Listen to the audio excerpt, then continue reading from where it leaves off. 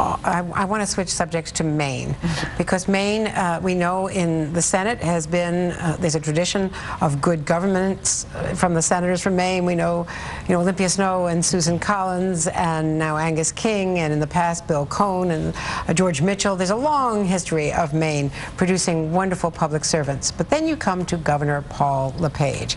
And Chris and Susan, I don't even know how to explain this to people who have not covered a state legislature, as many of us have coming up through the ranks of journalism.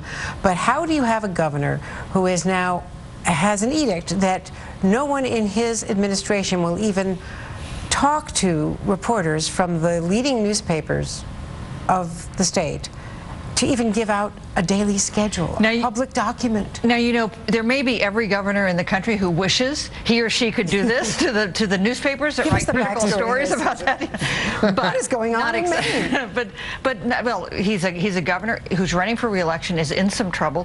His approval rating earlier this year was 39%. That happens to be the vote he won with when he won the governorship, because it was a three-way race. He needs this to be a three-way race next year for him to win re-election. One of the Republicans' most endangered governors. And relations like this with the respected newspapers in your state, man, that is a tough thing to explain to voters. And these newspapers, Chris, Alyssa, are among the most respected. They've been doing extraordinary work, which is exactly why he doesn't want to talk to them. Well, and part of the problem, and this is often the case when I always say people who are bad at tennis, don't blame the racket. You're just bad at tennis. I blame the racket. What the heck? Paul LePage's problem, honestly, I don't think is the media in the state. He does have a tendency to say impolitic things. He said another one this past week.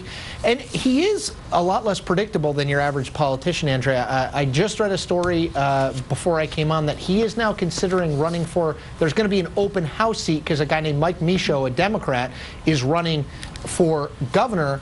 LePage is now saying he might sort of flip-flop and run flip-flop with Michaud and maybe run for that House seat. So this is someone who is not your average politician in lots and lots of different ways. Oh, great. Then we can have him here. Thank you very much, Chris, Alyssa. I do my best. Page. You do. And